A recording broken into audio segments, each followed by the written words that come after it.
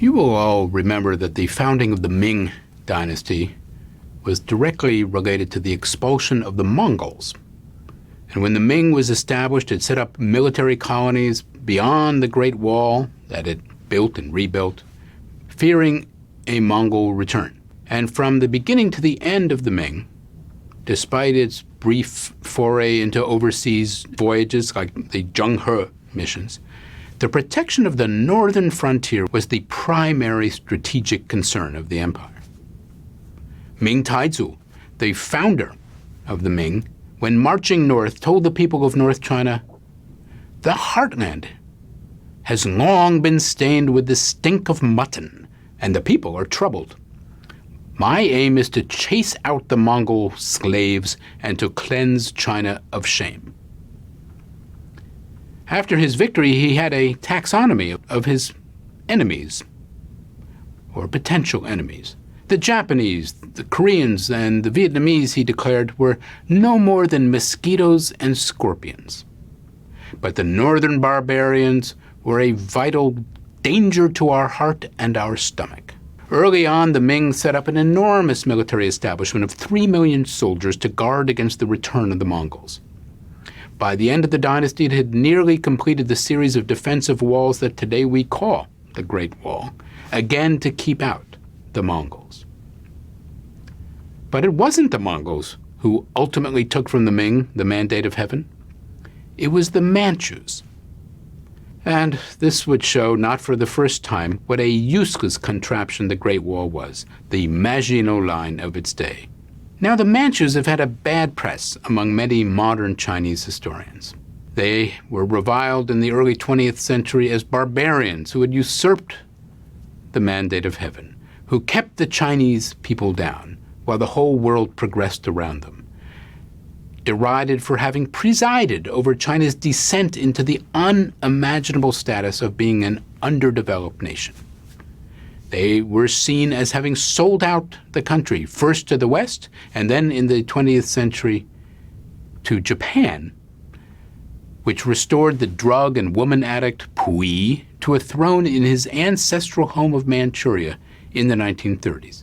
And you may know the Manchus best, perhaps, from this last act, if you saw the film, The Last Emperor. How many of you have seen it? If you haven't, you should. It's about the boy emperor who abdicated before he knew it, who grew up with an army of aging eunuchs in the former imperial palace, and then was cast out into the world, where the Japanese and the beautiful Joan Chun tried to make life easier for him as the puppet emperor of Manchuria. Henry Puyi, as he wished to be called in the West, is a good example of the archetypal last and dissolute emperor of a fallen dynasty. You'll recall that scene in the railway station in Changchun at the beginning of the film. He tries to kill himself before being taken to prison by the communists. And in this, he is not unlike the last Ming emperor, who, as Beijing was about to fall all around him, got drunk, climbed Coal Hill in back of the Forbidden City, and hanged himself. But the fate of the Manchus would be in some sense more definitive than that of the Mongols or even the Ming. The Mongols, after all, still have a state of their own, Mongolia, even if it is, in physical terms, a shadow of the great Khanates of the past. The memory of the Ming was, in a sense, restored by Republican revolutionaries who overthrew the Manchus and insisted that the proper place for the capital of the new Chinese Republic was the first Ming capital, Nanjing. But the Manchus, they have nothing, except perhaps royalty rights to Henry Puyi's memoirs.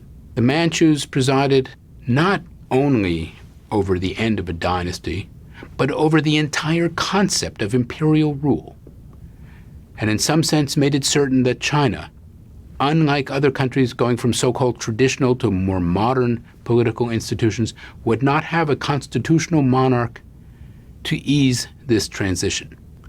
The Manchu homeland, Manchuria, Dongbei, northeastern China today, is entirely settled by Han Chinese. Manchu tombs and palaces now earn tourist dollars for a Chinese communist government. Their language, Manchu, is a dead language. studied only by historians, and by very few of them, and at very few places, such as Harvard. Their culture is invisible. They have been simply extinguished.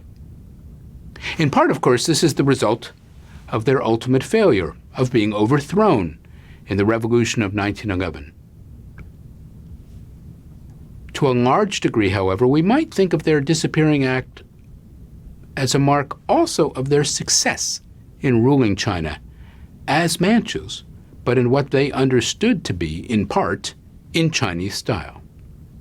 And they were successful enough that the Chinese elite, the scholar official class, would accept them as emperors of the realm, and Manchu enough to keep control of the 2 or 3 million Manchus who provided ultimate military support.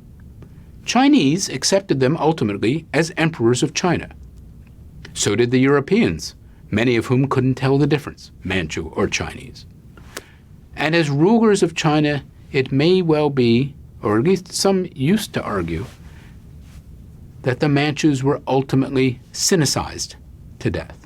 To go back before our modern memory of the decrepit Manchu court of the late 19th and early 20th century, China's last imperial dynasty in its glorious and rather gory rise to power, to its presiding over an empire as wide and great as any in all of Chinese history, to the rule of the 2 longest reigning monarchs in all of Chinese history, and then, yes, at the end, to the fault lines that were beginning to appear in the Qing Foundation at the end of the 18th century.